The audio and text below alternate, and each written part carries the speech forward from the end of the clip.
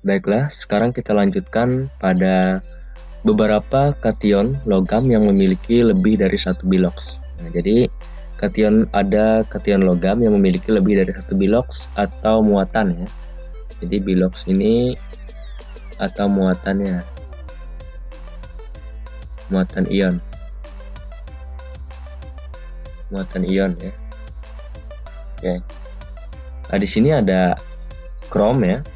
Jadi di sini terdiri dari logam-logam ya. Krom 2+. Nah, jadi krom dengan biloks 2+ atau dinamakan sebagai krom 2 kromo ya. Krom 2 atau kromo. Nah, jadi krom 2 karena 2 ini menandakan muatannya. Karena dia 2+, maka Romawinya adalah Romawi 2 ya, karena muatannya 2. Nah, selanjutnya ada krom 3+. Nah, krom 3+ ini namanya adalah krom 3+ atau kromi. Nah, 3 ini didapat dari muatannya adalah 3+ atau biloksnya 3+. Nah, kenapa di sini dia kromi? Karena untuk biloks yang lebih besar ditambah akhiran I ya, untuk cara penambahan lama.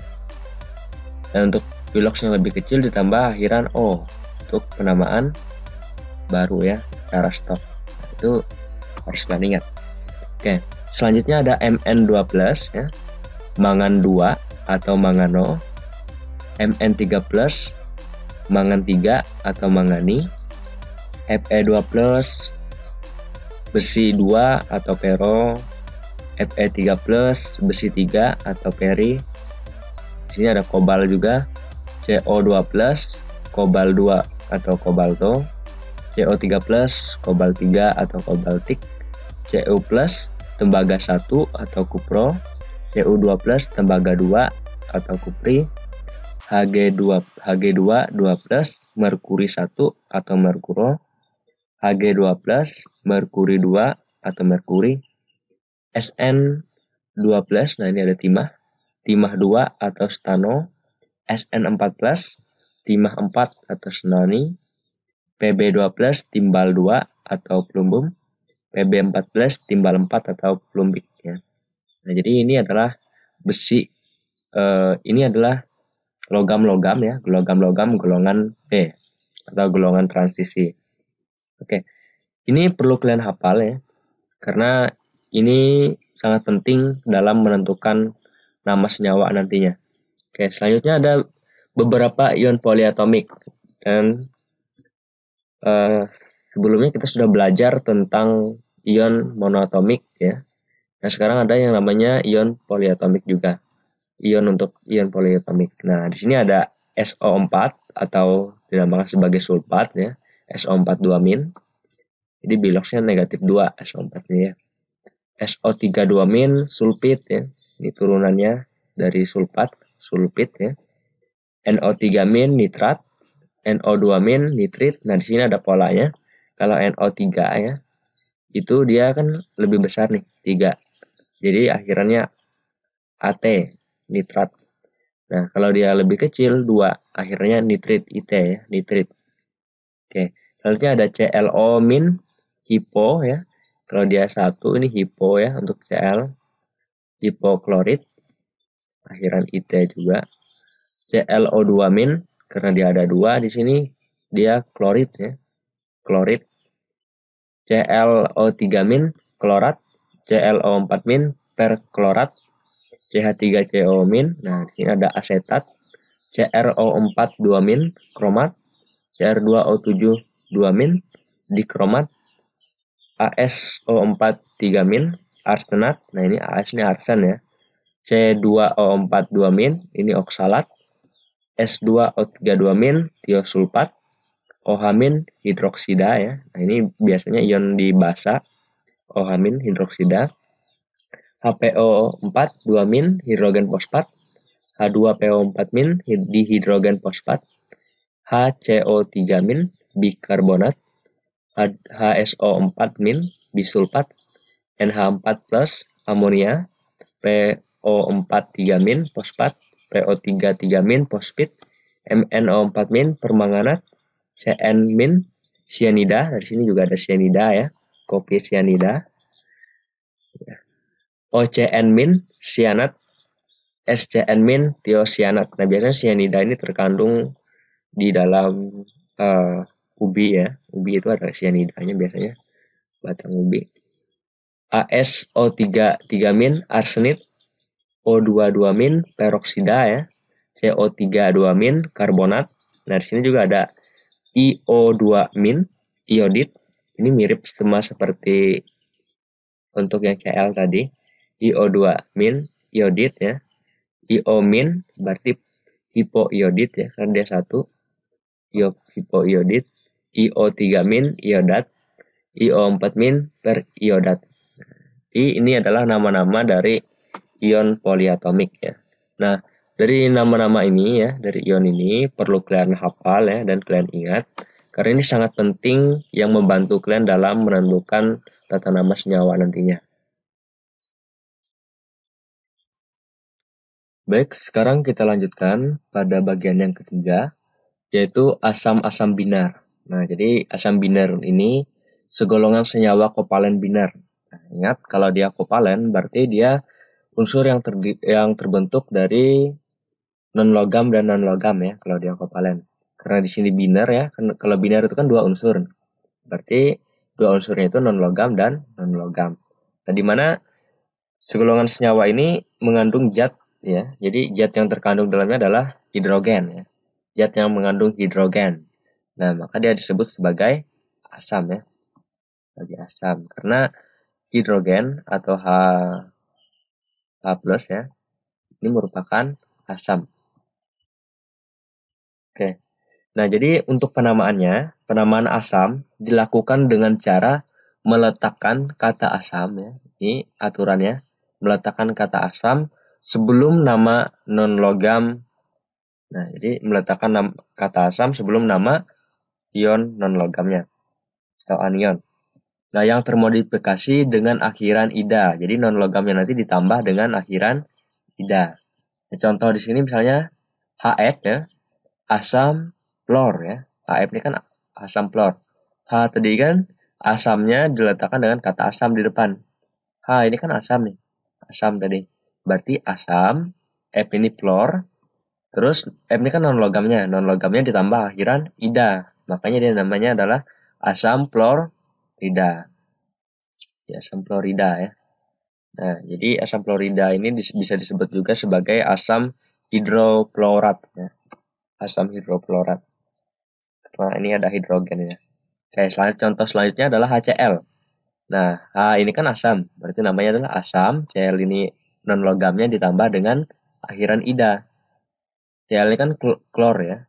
Tambah akhiran ida menjadi klorida. Nah, ini dia. Jadi namanya adalah asam klorida. Klorida ini bisa disebut juga sebagai asam hidroklorat. Selanjutnya HBr. Nah, HBr namanya adalah asam brom. Br ini kan brom ya. Karena ditambah akhiran ida, jadi namanya adalah asam bromida. Ini dia. Asam bromida atau bisa disebut juga sebagai asam hidrobromat ya. Selanjutnya HI. HI ini merupakan asam iodida ya. Karena I ini adalah iod. Jadi ditambah akhiran ida menjadi iodida. Atau bisa juga disebut sebagai asam hidroiodat ya. Oke, selanjutnya H2S. H2S disebut sebagai asam sulfid ya, sulfida. Karena S ini kan sulfur ya. Jadi namanya adalah asam sulfida. Atau bisa disebut sebagai asam hidrosulfurat ya. Oke, selanjutnya kita lanjut ke bagian yang keempat, yaitu senyawa poliatomik. Nah, jadi senyawa poliatomik ini umumnya adalah unsur-unsur non-logam. Artinya, senyawa poliatomik adalah senyawa yang terbentuk dari ikatan antara unsur non-logam dengan non-logam ya. Nah, itu secara umum. Nah, kita lihat contohnya di sini ada MnO4 2- ya, atau manganat. Ada H3O+ atau hidronium. SbO3 3- atau antimonit ya. Nah, jadi tidak menutup kemungkinan juga dia berikatan dengan non-logam ya. Tapi secara umum adalah berikatan dengan logam ya. Tapi secara umum adalah dengan non logam ya. Nah, SbO3 3- antimonit, SbO4 3- antimonat, SO3 2- sulfit. Nah, ini ya contohnya yang non logam dengan non logam ya, sulfur dan oksigen.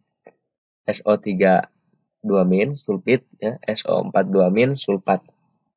Nah, jadi dalam senyawa poliatomik ya, kation ditambah dengan anion ya, atau poliatomik ini, kation ditambah anionnya bisa membentuk garam ya, asam ataupun basa ya.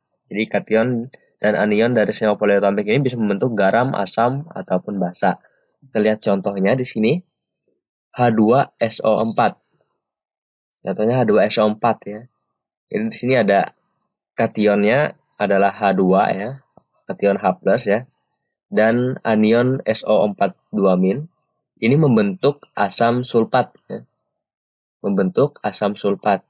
Nah, ini merupakan senyawa asam ya, asam sulfat. Nah, untuk cara menentukannya pasti kalian sudah tahu ya, mungkin saya tulis lagi. H2SO4 ya. SO4 ini kan ionnya adalah anionnya SO4 2- ya. Artinya muatannya nanti harus negatif 2 ya. Kalau di sini negatif 2 supaya setara ya, sini harus positif 2. Supaya positif 2 di sini kan hanya ada 2 ya. H. Nah, berarti muatannya adalah positif. H+. Nah, plus tambah plus kan jadi positif 2. Jadi namanya adalah asam sulfat. SO4 2- adalah sulfat. Nah, jadi kita bisa lihat dari kation dan anionnya untuk melakukan penamaan ya. Nah, selanjutnya Na2SO4. Nah, Na2, ingat kalau dia ikatan antara logam dengan non logam ya, logamnya disebutkan terlebih dahulu. Na2, berarti di sini ada natrium ya. Na itu kan natrium.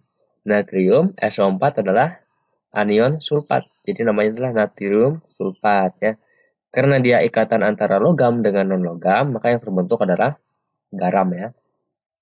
MgOH 2 kali. Nah, di sini ada logam dengan anion hidroksida ya.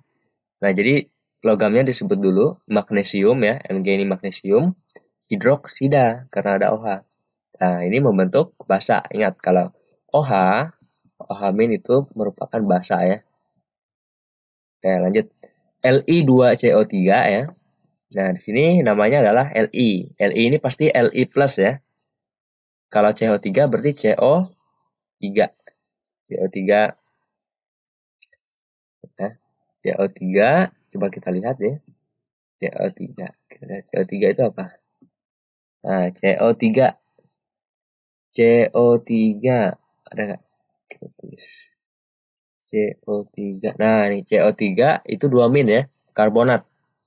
Nah, jadi CO3 2- adalah karbonat. CO3 2- adalah karbonat. Nah, maka di sini adalah Li plus dan CO3 2- karbonat.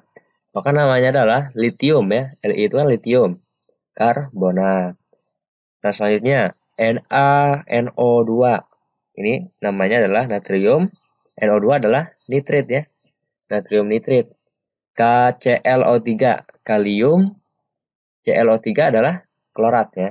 Jadi namanya adalah kalium klorat. Nah, jadi yang ikatan antara logam dengan non logam ya, ini merupakan garam ya. Oke.